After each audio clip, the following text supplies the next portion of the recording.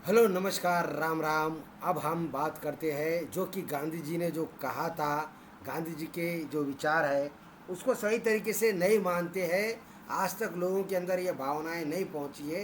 ये कहा था हमारे नरेंद्र मोदी जी ने, मगर इसको रिवर्स बताया गया है कि गांधी जी को कोई जानता ही नहीं है। अरे भाई, गांधी जी को सब जानते हैं मगर गांधी जी के विचारों को नहीं जानते हैं, ऐसा कहा गया है। अब आप ये फैक्ट देखना सुनना चाहते हो तो चलो हम रिजवान भाई से सुनते हैं। सुनने के बाद ध्रुव लाठी और रविश को समझ में आ जाएगा कि भाई हमने जो बोला है उल्टा सीधा बका है। सत श्री अकाल, अस्सलाम वालेकुम। कैसे हैं जनाब? तो बिना सब वक्त ज़ाया करे चलिए सुनते हैं माननीय प्रधानमंत्री मोदी जी ने गांधी जी की बात करते हुए क्या कहा। मुझे बताइए, दुनिया में महात्मा गांधी एक बहुत बड़े महान महात्मा थे। क्या इस 75 साल में हमारी जिम्मेवारी नहीं थी क्या कि पूरी दुनिया महात्मा गांधी को जाने? क्या बात है। कोई नहीं जानता, माफ करना मुझे। पहली बार जब गांधी फिल्म बनी तब दुनिया में क्यूरियोसिटी हुई, अच्छा ये क्या, कौन है? राइट। हमने नहीं किया जी। इस देश का काम था, अगर मार्टिन लूथर किंग को दुनिया जानती है, अगर हमारे साउथ अफ्रीका के नेल्सन मंडेला जी को दुनिया जानती है, गांधी जी किसी कम नहीं थे जी। और ये मानना पड़ेगा जी। मैं दुनिया में घूमने के बाद कह रहा हूँ कि गांधी को और गांधी के माध्यम से भारत को तो तवज्जो मिलनी चाहिए थी। जी, ये बोला माननीय प्रधानमंत्री नरेंद्र मोदी जी ने। अब देखते हैं इस पे माननीय राहुल गांधी जी ने क्या काउंटर मारा। गाँव में जिनकी वर्ल्ड व्यू बनती है वो गांधी जी को नहीं समझ सकते, वो गोडसे को समझते हैं, गोडसे के रास्ते को अपनाते हैं। गांधी जी पूरी दुनिया के लिए एक इंस्पिरेशन थे। बस, तो गांधी जी पूरी दुनिया के लिए इंस्पिरेशन थे। और इधर मोदी जी ने कहा कि भाई उनको कोई नहीं जानता था जब तक 1982 में फिल्म नहीं बनी गांधी, जिसको कम से कम 8 या 9 ऑस्कर्स मिले थे। अब एग्जैक्ट ना बता देना सर, 8 नहीं मिले थे, 7 बते थे। जो बात बोलते हैं वो समझ जाया करो, भाव किया। पूरी दुनिया को जानते थे गांधी को। वाह वाह वाह वाह वाह वाह, क्या बात है। इससे भी बड़ी प्रॉब्लम आती है जब बोली बात का लोग लिटरल इंटरप्रिटेशन कर लेते हैं। तो ये बात बोली नरेंद्र मोदी जी ने। अब कुछ सवाल पूछूंगा, बताइएगा उसमें कितने फीसदी मैं सही हूं या गलत हूं, या यूं कहूं कि आपके दिमाग में एक कंफ्यूजन पैदा करूंगा। आपको कन्विंस करने के लिए ही आपके दिमाग में कंफ्यूजन पैदा करूंगा। वक्ता के साथ साथ एक अधिवक्ता भी हूं। भैया ये बताइए कि रामायण, प्रभु राम, प्रभु सीता, हनुमान जी, लंका, अयोध्या, ये सब जानते थे ना। कोई अगर ये कहे कि कोई नहीं जानता था तो सुनने में ज़रा अटपटा लगेगा। जैसा मोदी जी ने बोला तो प्रथम दृष्टिया सुनने में एक फ्रैक्शन ऑफ सेकंड के लिए अटपटा लगा, लेकिन जब आप पूरी बात सुने, भगवान ने, अल्लाह ने, परमेश्वर ने आपको बुद्धि दी है। एप्लीकेशन ऑफ माइंड करें, एप्लीकेशन ऑफ इंटेलेक्चुअलिटी करें, एप्लीकेशन ऑफ इंटरप्रिटेशन एंड भाव करें। एक होता है डोनोटेशन और एक होता है कोनोटेशन। डोनोटेशन वो होता है जो हम बोलते हैं और आप सुनते हैं। कोनोटेशन वो होता है जो हम बोलते हैं उसके अंदर का भाव या अर्थ होता है। तो सवाल मेरा था, क्या हम सब रामायण, रामचरितमानस, रामायण जानते थे या नहीं जानते थे? सवाल है, जानते थे ना। तो अगर जानते थे तो रामानंद सागर साहब ने जो रामायण बनाई, तो ये भारत में 10 बजे से लेके 11 बजे तक 1 घंटे के लिए दूरदर्शन के सामने पूरा हिंदुस्तान जाकर क्यों बैठ जाता था और रामायण देखता था और समझता था और सीखता था। अब मैंने बोला पूरा हिंदुस्तान, तो कुछ जाहिल आ जाएंगे, कुछ मूर्ख आ जाएंगे, वो कहेंगे पूरा हिंदुस्तान, पूरे हिंदुस्तान में कुछ काम ही नहीं होता था। तो ये बात करने का तरीका होता है। तो फिर मुद्दे पर आता हूँ। अगर पूरा हिंदुस्तान रामायण को जानता था तो रामानंद सागर साहब का सीरियल देखने के लिए 10 से 11 रविवार को काहे टीवी के सामने जाकर बैठते थे और अपना समय खराब करते थे। काम करने वाली भी कहती थी, भाभी, दीदी जी, भाभी जी देख लूं, और भाभी जी भी मना नहीं कर सकती, आजा आजा बैठ ले, चाय बना दे बस जरा। ये क्यों हो रहा था जब सब जानते थे? सवाल है या जवाब है कि भारत में रामायण सब जानते भी थे और नहीं भी जानते थे, नहीं भी जानते थे। और आज की तारीख में भी हमारे जहन में जब हम हनुमान जी के बारे में सोचते हैं तो रामानंद सागर के दारा सिंह जी का चेहरा हमारे सामने आ जाता है, आ जाता है। आओ। ये होता है एक बात करने का सिर्फ भाव। ये हुआ एक एग्जाम्पल। दूसरा एग्जाम्पल देता हूं, बी आर चोपड़ा ने महाभारत बनाई। अब भैया महाभारत भगवत गीता को इस देश में कौन नहीं जानता था? सब जानते थे ना। क्यों पूरा भारत 1 घंटे के लिए मैं समय हूं के सामने जाके बैठ जाता था? क्यों बैठ जाता था? अगर आप किसी चीज को जानते होंगे, अगर आपने को एक फिल्म दिखाई गई, एक डॉक्यूमेंट्री दिखाई गई, आपने एक बार देख ली और आप उसके बारे में सारा जानते भी हैं, दूसरी बार देखेंगे? नहीं देखेंगे ना। एक किताब आपने पढ़ ली, आप उस किताब के बारे में जान गए, दूसरी बार देखेंगे, पढ़ेंगे? नहीं पढ़ेंगे। तो अब सवाल उठता है, जो मैंने रामायण से अपनी बात उठाई और महाभारत पर ला रहा हूं और आगे भी लेकर जाऊंगा, तो भैया काहे बैठ जाते थे? कृष्ण जी को, उपदेशों को, श्लोकों को, महाभारत को, भागवत सब जानते थे ना। जवाब है जानते भी थे और जवाब है नहीं भी जानते थे।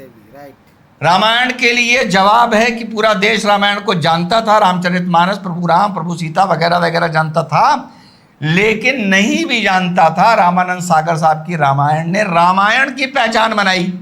अब ये जब मैं लाइन बोलूंगा तो चाहे तुम इस पर कंट्रोवर्सी कर दो, खैर कर दो, मुझे तो फर्क पड़ता नहीं, ट्रोल कर दो 4-5 कमेंट करके, या ना करो, मेरा बात समझो। बी आर चोपड़ा साहब से पहले महाभारत सब जानते थे, लेकिन बी आर चोपड़ा साहब कितनी उसके बाद देखो बन गई, बनानी और फलानी और किस किसने बनाई, कोई नहीं चली। जहन में वही है, वही भीष्म पितामह है ना। ये बात समझने का तरीका होता है। भीष्म पितामह की बात आएगी तो भीष्म पितामह की शक्ल किसको याद है? सब हाथ उठा देंगे बच्चे, मैम हमें याद है। किसकी? जो महाभारत में भीष्म पितामह बने थे। ये होता है जब कोई एक आदमी बात बोले, थोड़ा सा उसमें माइंड, एप्लीकेशन ऑफ माइंड कर लो। योग को कौन जानता था दुनिया में? सब जानते थे, सब जानते थे, जानते थे। अपनी जगह सही है, बिल्कुल सही है, कोई भी लड़ भिड़ जाएगा रिजवान अहमद से। लेकिन भैया पतंजलि और बाबा रामदेव ने पूरी दुनिया में योग की पहचान बनाई। बोलो हाँ बनाई, बोलो हाँ बनाई। चाहे आपका कोई मुद्दा हो बाबा रामदेव के साथ, उनके प्रोडक्ट के साथ, लेकिन पूरी दुनिया में योग की पहचान बाबा रामदेव ने बनाई। योगी मोदी जी उसको आगे लेके चले, फिर योग दिवस बनने लगा। जानते तो यार उससे पहले भी सब थे। सही बात है। तो अब मैं इस दोनों बातों में कहाँ गलत हूँ? मेरे हिसाब से तो मैं दोनों जगह सही हूँ। पहले सब जानते भी थे, पहले सब नहीं भी जानते थे। बाबा रामदेव ने पूरी दुनिया में योग को रीलॉन्च किया। इस पे भी मैं ट्रोल हो सकता हूँ, जैसे लोग मोदी को कर रहे हैं। और बाबा रामदेव की क्या औकात जो योग को रीलॉन्च करेंगे, ये भी बात अपनी जगह सही है। तो एक चीज को देखने का नजरिया होता है। बादशाह अकबर को कौन कौन जानता था? सब जानते थे, सब जानते थे ना।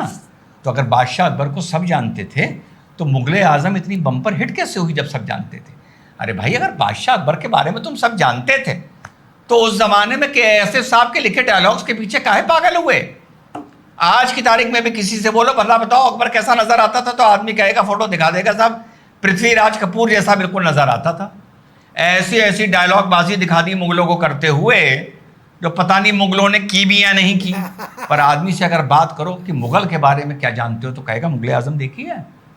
पहचान कहाँ से बनी? मुगले आजम से बनी। अरे यहाँ तो लोगों ने भारत की पहचान नहीं बनने दी दुनिया में।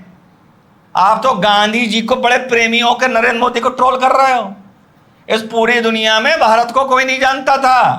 अब एक जवाब आएगा जानता तो था, तो जवाब आएगा हाँ भाई जानता तो था, लेकिन साथ में ये भी बोला जाएगा ऑक्सीमोरॉन है ये एक ही सेंटेंस में दो तरह की बातें बोली जाती हैं एक ही वाक्य में। तो भैया यहाँ तो भारत की पहचान नहीं थी, अब लोग कहते हैं अब भारत की पहचान बन रही है। तो क्या 2014 से पहले भारत की पहचान नहीं थी क्या? अरे मूर्खों, अरे जहलो थी। ये बात करने का तरीका होता है। महेंद्र सिंह धोनी को तो जानते थे ना, महेंद्र सिंह धोनी को तो अच्छी तरह जानते थे ना, कहाँ का था, कहाँ क्रिकेट खेला, कब टीम में आया, कब कैप्टन बना, शक्ल क्या थी, सूरत क्या थी, जानते थे ना। तो ये जो धोनी पर पिक्चर आई थी फिर ये हिट क्यों हो गई अगर जानते ही थे? तो जवाब है जानते भी थे और नहीं भी जानते थे। धोनी पिक्चर लोग देखने गए क्योंकि कुछ और चीज़ें जानना चाहते थे धोनी के बारे में, क्यूरोसिटी के चलते। जो बात क्यूरोसिटी शब्द नरेंद्र मोदी जी ने इस्तेमाल किया है 1982 तक, क्योंकि उस टाइम आई वॉज यंग और समझदार था मैं। 82 में 14-15 साल का था। तो जब ये फिल्म आई थी मुझे पता है क्या यूफोरिया क्रिएट हुआ था उस ज़माने में ग्लोबल वर्ल्ड में। सन 50 के बाद धीरे धीरे वो जनरेशन जिन्होंने गांधी जी को वर्किंग जिंदा देखा था, वो 82 आते आते वो लगभग वो मैच्योर जनरेशन चली गई थी। ये दुनिया मॉडर्नाइजेशन की तरफ चली गई थी, ये दुनिया कैपिटलिज्म की तरफ चली गई थी। बिल्कुल। तो ये दुनिया गांधी जी के विचारों से दूर हो गई थी। अब कुछ जाहिल आ रहे हैं, 150 कंट्रियों ने उन पर स्टैंप इशू करे, 50 कंट्रियों ने की यूनिवर्सिटीज़ के सामने उनकी फ़ोटो लगी हुई है। एक वो जाहिल आ रहा है जर्मनी का, कह रहा है कि टाइम्स मैगज़ीन में इन्हें इस साल में और इस साल में गांधी जी की फ़ोटो का कवर लगाया था। लेकिन 82 आते आते वो जनरेशन चली गई थी, एक वैक्यूम आ गया था। इसलिए 1982 में जब गांधी आई, एक बार फिर से द गांधीयन पॉलिसी दुनिया में रिवाइव हुई, जिस बात की शिकायत आज नरेंद्र मोदी कर रहे हैं। दूसरी चीज़, जब किताबें लिखी जाती हैं, जब फिल्में बनती हैं, अगर तुम किसी चीज़ को जानते ही हो तो उस आदमी पर किताबें क्यों बनती हैं, उस आदमी पे बायोपिक क्यों बनती हैं? अपने आप से पूछो अगर तुम उसको जानते हो। ये एक बात करने का एक आदमी का तरीका होता है, एक चीज़ को समझाने का। अब अपनी बात ख़त्म करूँगा कि कुछ दिन पहले रायबरेली में मुझे किसी ने उसका लिंक भेजा और कहा रिजवान सर आप रीलें बड़ी मस्त बनाते हैं, इस पर ज़रा रील बनाइए। मैंने कहा नहीं, ये कंटेंट मज़ेदार नहीं है, ये आपको मज़ेदार लग रहा है। सोनिया गांधी ने रायबरेली की जनता के सामने खड़े होके कहा कि मैं अपने 53 साल के इस युवा को, बच्चे को अब आप लोगों के हवाले, आप लोगों को के सुपुर्द करती हूँ। कहा, ये बात कही गई है ना? बिल्कुल। ठीक, कर दिया, सुपुर्द कर दिया। पहले तो ये बात टेक्निकली ही गलत है। जनता से नहीं राहुल गांधी से कहना चाहिए था, मेंबर ऑफ पार्लियामेंट ये बन रहा है कि बेटा रायबरेली की जनता को मैं तुम्हारे सुपुर्द करती हूं। ये फैक्चुअली इनकरेक्ट स्टेटमेंट था सोनिया गांधी का कि मैं राहुल को तुम्हें सुपुर्द करती हूं। अरे भैया अपने बेटे को अपने पास रखो, कोई गोद लेने को तैयार नहीं है। होना चाहिए था राहुल गांधी मैं रायबरेली की जनता को तुम्हारे सुपुर्द करती हूं। सही बात। अच्छा, सुपुर्द कर दिया। अब राहुल गांधी रायबरेली आ रहे होंगे तो कोई फोन उठा के कहेगा अरे बिटवा जब इधर से आ ही रहे हो तो 2 लीटर जरा सरसों का तेल लेते आना।